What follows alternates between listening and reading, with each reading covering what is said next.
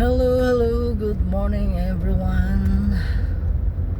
Ayan, ito yung pangalawang record natin guys, kasi yung nauna kanina nahulog yung cellphone natin kasi pinatayo ko lang dito sa harap ng sasakyan, kaya naputol yung yung video natin, kaya nag-record na lang ako ulit. Ewan ko kung saan na tayo kasi madilim. Siyaton pa ata to.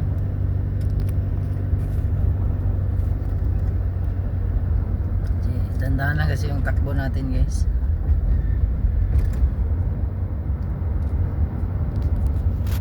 Hindi ko alam kung anong lugar na to.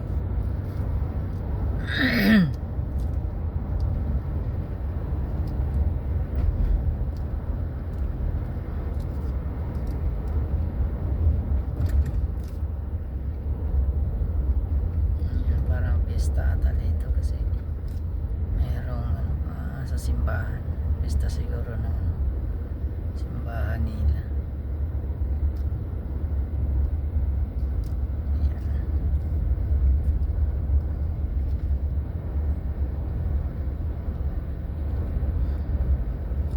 So yun guys, yung sinabi ko kanina, no? So ulitin ko lang. Maraming nagsasabi kasi na pag lumaki na daw yung channel, lumalaki daw din yung ulo, or kaya hindi na namamansin yung mga malalaking content creator na, yung mga sumikat na YouTuber. Sa opinion ko naman, kaya hindi sila namamansin kasi sa sobrang dami ng comments, no, sa kanilang video, hindi na nila talaga yan maasikaso lahat na replyan. Kahit reaction nga hindi na nila malagyan sa sobrang dami. Yun yung yun yung disadvantage, no? Pag sumikat ka na, hindi mo na kaya talagang gampanan ang nagagawa mo noong small content creator ka pa lang, kasi kaya mo talagang replyan lahat pag maliit pa yung channel mo, kasi ilan pa lang yung nagko-comment sa video mo Pero pag sumikat ka na, nagba-viral na yung mga video mo, hindi mo na yun kayang gawin.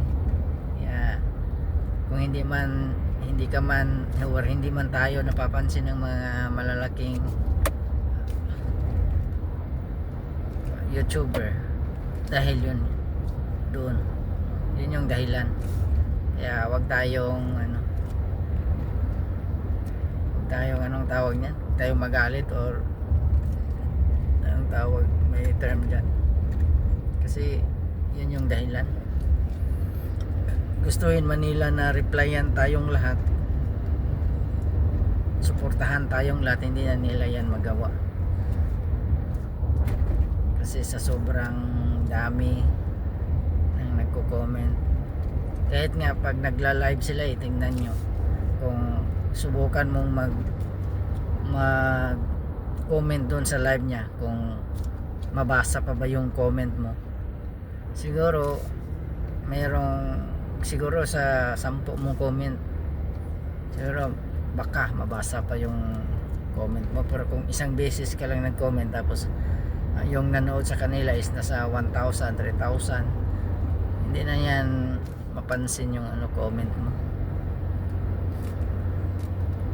kasi random na yung nakikita nila, kung ano yung na sagip ng mata nila, yun lang yung mababasa nila. Yun yung dahilan bakit hindi na tayo nila napapansin. So, hindi ibig sabihin na na hindi na sila namamansin sa atin, ng mga small content creator. kasi sa sobrang dami na, lalo na pag nagba-viral talaga lahat ng video mo. Hindi mo na yun kayang replyan lahat. Maliban na lang kung nag-hire ka nga ng ng taga-reply, no, ng nagko-comment. Kasi merong mga ganyan na meron talaga silang taga-reply, tapos taga-edit na iba yung editor nila.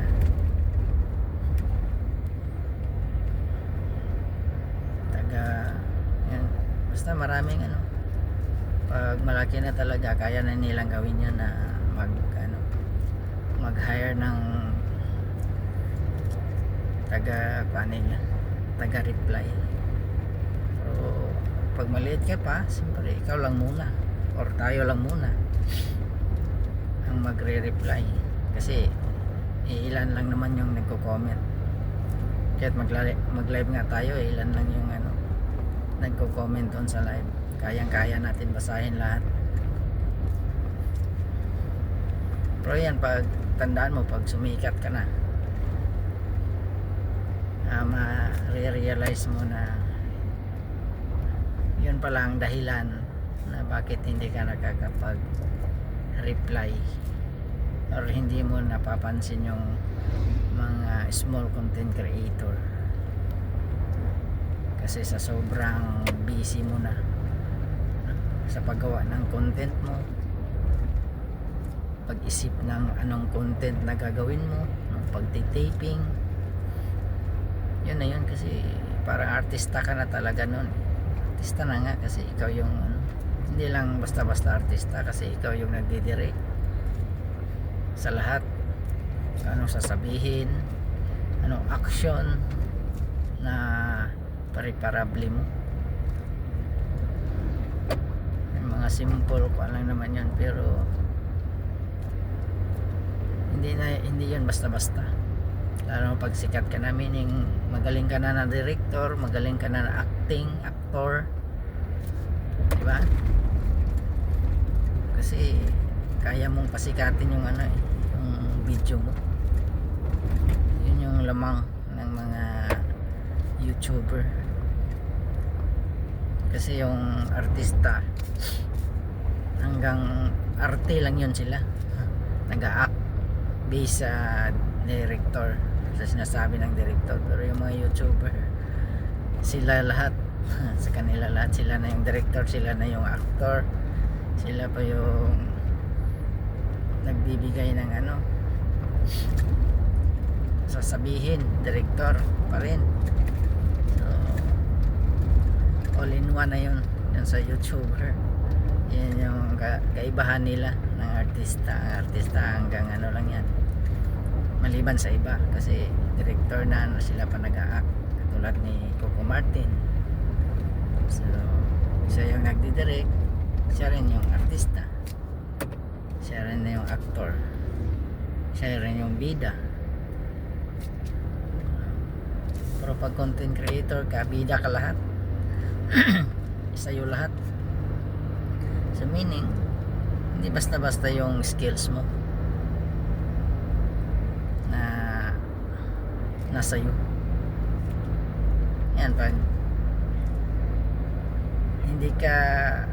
hindi nagbabiral yung post mo, meaning hindi ka pa ganun kagaling, gumawa ng mga videos.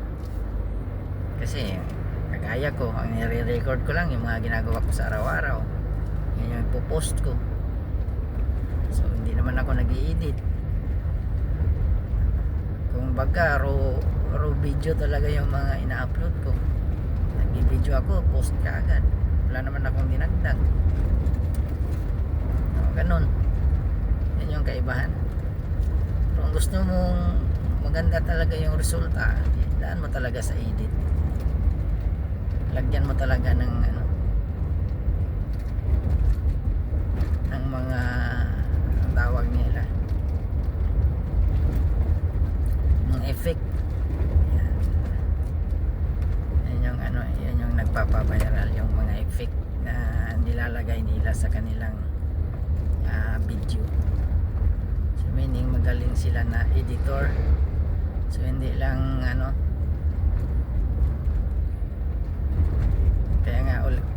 one talaga yung YouTuber.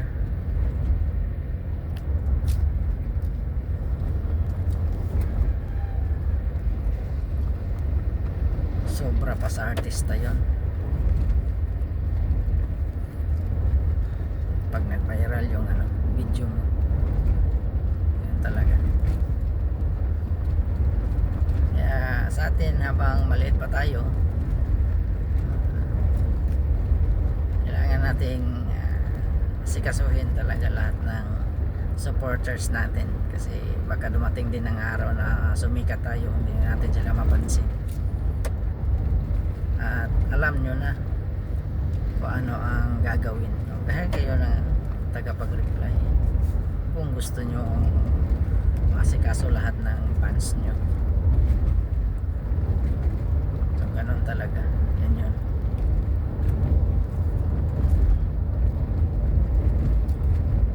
Kasi kung ikaw lang mismo ang gagawa noon tapos sikat ka na, hindi talaga yan hindi yan mangyari na ma-replyan mo lahat.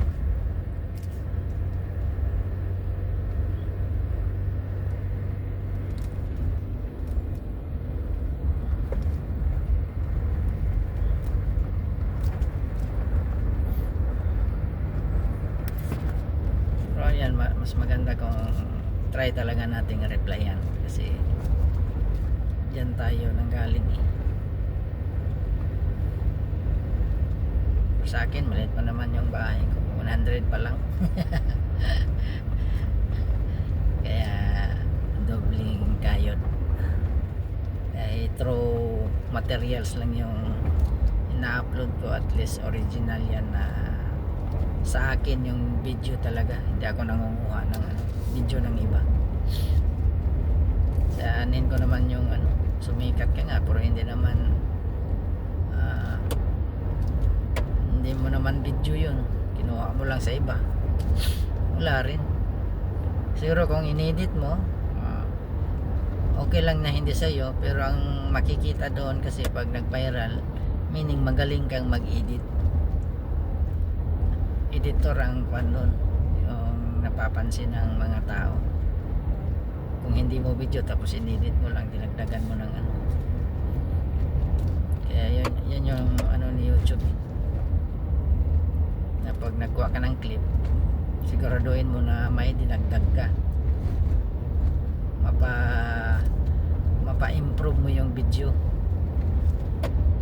mapaganda mo yung video, quality ng video or content. Yun kasi pag kinuha mo lang yung clip tapos wala ka namang dinagdag, yun, ma-copyright ka talaga, no? Or ma-reuse content. Reuse content ang tawag doon, kasi kinuha mo lang tapos in-upload mo ulit. Pero pag inedit mo, so hindi kaya ma-reuse content mo.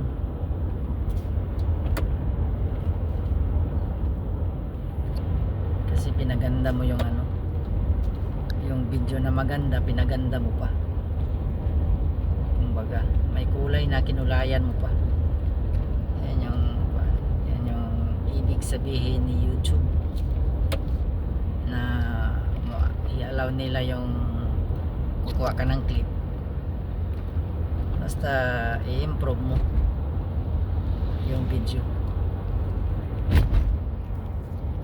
Yung hindi nakakatawa, gawin mo ang katatawanan, hindi sa'yo. Or kaya ibahin mo yung nila, salita, ganon. Yan yung gusto ni YouTube na mangyari. Kaya guys, hinawakan ko lang kasi yung cellphone, guys. So wala pa akong stand na para stand na dumidikit sa salamin, para maganda sana ang pagkakuha ng video natin. So sige lang kasi wala pa tayo noon.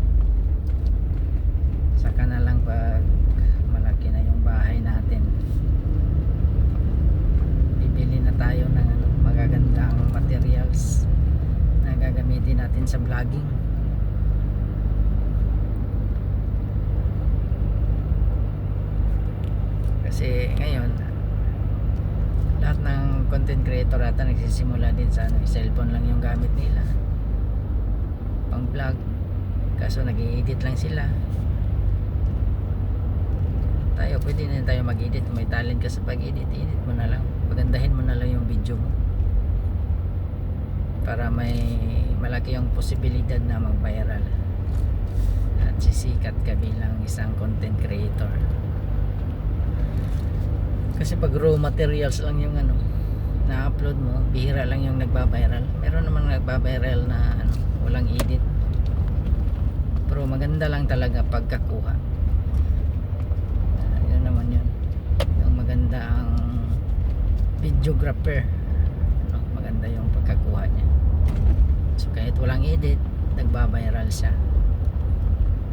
Kaya minsan nagtataka ka, ganito lang yung pinost niya tapos nag-viral dahil sa yung quality ng video na nakuha niya, kung paano niya kinuha yung yung video. Yun kahit walang edit, sumisikat talaga, nagba-viral talaga. Ganun yun. So tayo, kung hindi tayo marunong mag-edit, raw materials lang yung ina-upload natin, raw video lang, pagka-shoot natin upload agad. Ang ini-edit natin yung title lang. So matagalan talaga tayo mag-viral. Yun yung kaibahan, sa mga sumisikat at hindi sumisikat. Kasi yung video nila na maganda, pinapaganda pa nila lalo dahil dun sa editing ngayon. Wala nang imposible.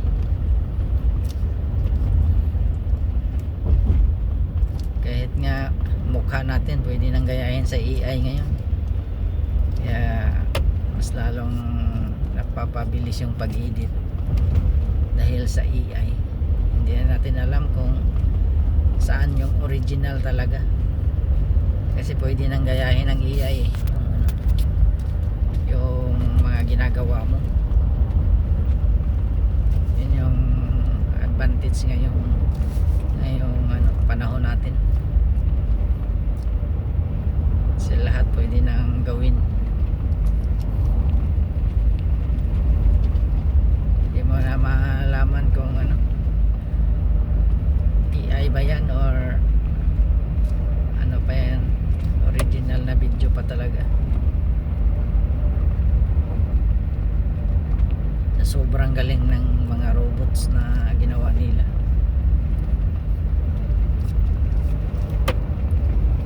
Pati mukha ng tao kaya nilang sundin, pati busis. Dumadami yung scammer guys dahil sa AI. Ang pinaka rampant ngayon sa social media is yung yung mga advertise na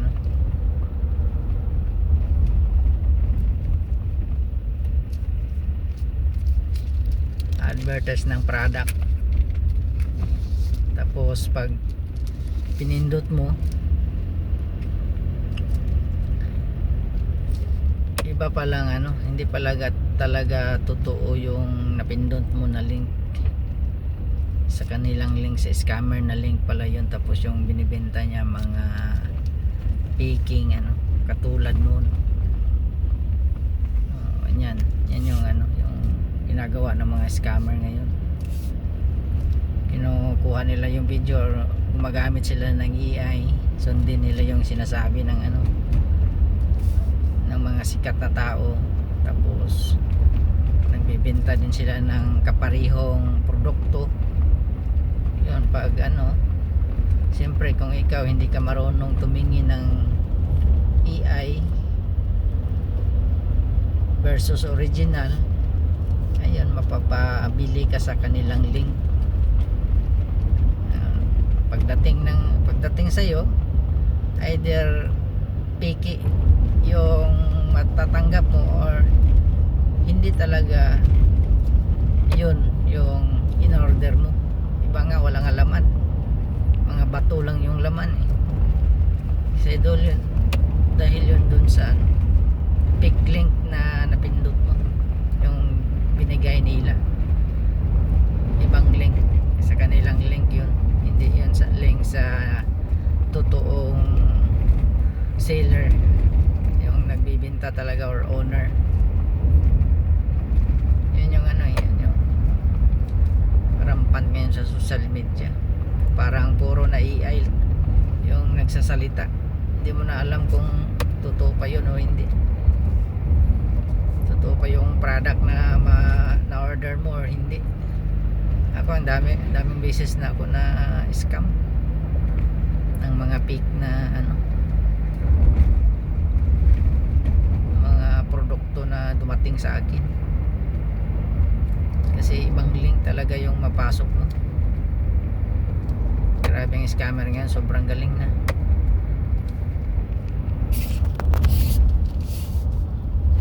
Kaya ingat tayo mga lodi. Halimbawa mahilig ka sa shopping ng online shopping, tingnan mo talaga yung ano, yung seller, baka AI lang yung ginaya lang yung mukha, boses, tapos yung link sa kanila. Yun yung ano, yung marami ngayon, daming na-scam. Ayan, update mga lodi, nandito na tayo sa, ayan, lampas na tayo ng Santa Catalina, no? So going Bayawan na tayo. So nasa ano na tayo, kalagitnaan na almost half na tayo.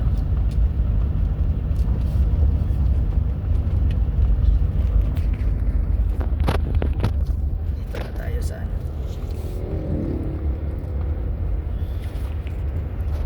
highway na papuntang Bayawan. Ayan, madilim pa tayo nakarating guys, kasi maaga tayo umalis dun sa ano, Shaton. Ayan, medyo magalaw lang yung video natin guys, kasi nahawakan ko lang yung phone ko sa isang kamay, kasi meron akong holder, wala naman akong holder lang, yung stand ba, tripod, so wala naman ako mapaglagyan, kaya tiis lang muna akong ayun, ano, hinahawakan ko lang. Buti na lang guys, umabot yung ano, crudo natin. Malapit na tayong maubusan ng crudo. Buti na lang nasa Bayawan na tayo, kaya no worries na. Marami ng gasoline station dito na madaanan natin. Mamaya na lang ako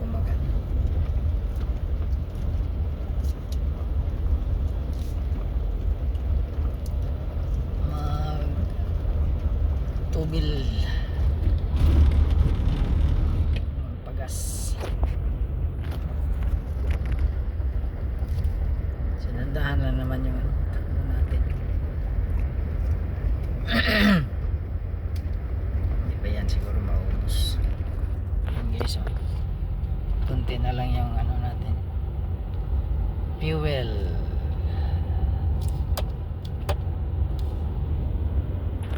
Ayan, nakahay kasi ako kanina, kaya design yung ano, kasalubong natin, hindi ko nababa yung ilaw ko. Pasensya na po sa mga nasalubong ko na hindi ko nababa ng ilaw, dahil nagbibideo ako. Kalimutan kong naka-high pala yung lights. Ayan guys, tiisin ko na lang tong video guys hanggang umabot ako sa kung sa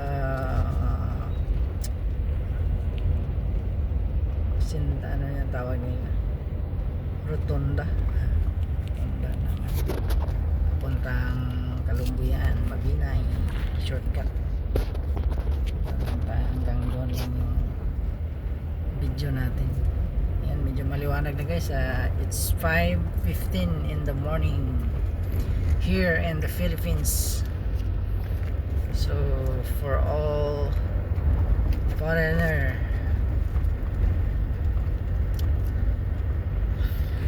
who watch my video, so shout out to all of you guys if you are not Filipino. So welcome to the Philippines.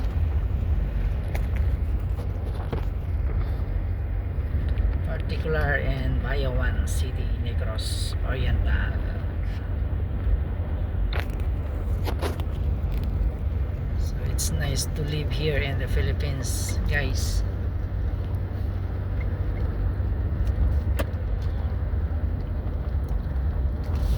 Okay, we are almost there. Malapit na tayo, guys. Tulog pa siguro yung mag-ina ko doon sa boarding house.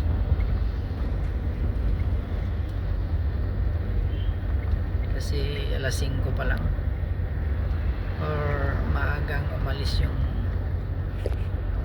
nanay kasi meron din yung pupuntahan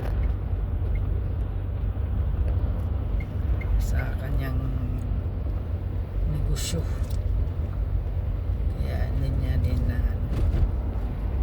umalis ng maaga. Iwan ko kung abutan pa natin yun. Kaya maraming salamat sa mga nanonood or manood nitong video natin, guys. Thank you so much, and I hope you will continue to support my small channel. Ayan. So doon lang tayo sa circle, guys.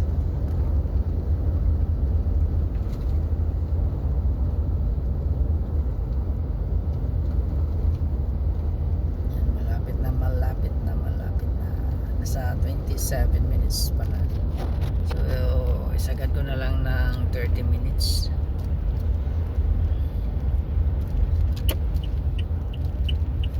Yan, dito yung rotunda tatawag nito, guys.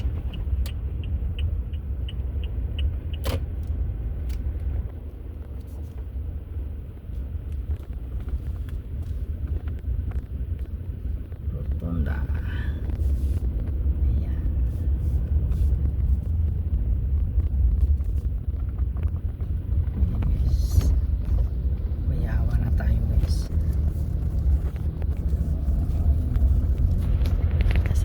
Na tayo ng Bayawan City. Nasa city na tayo, guys. Maliit na city ng Negros Oriental.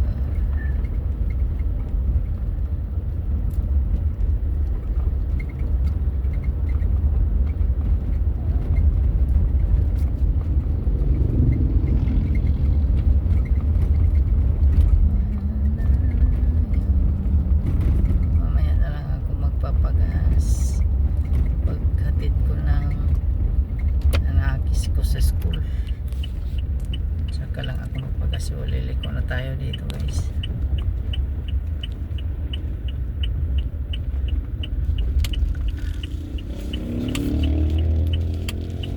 Ayan, liliko na tayo.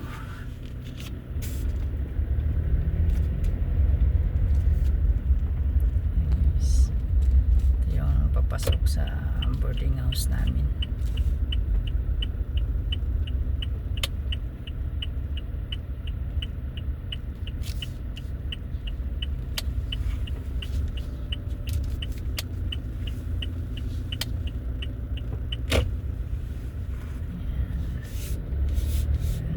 Tayo kasi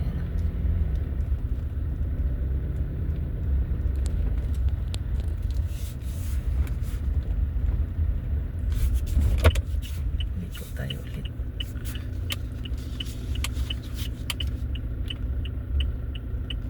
Ayan, guys. So hindi na ako papasok doon, dito lang ako kasi maghatid ako ng anak ko sa school. So dito ko lang ipapark sa gilid.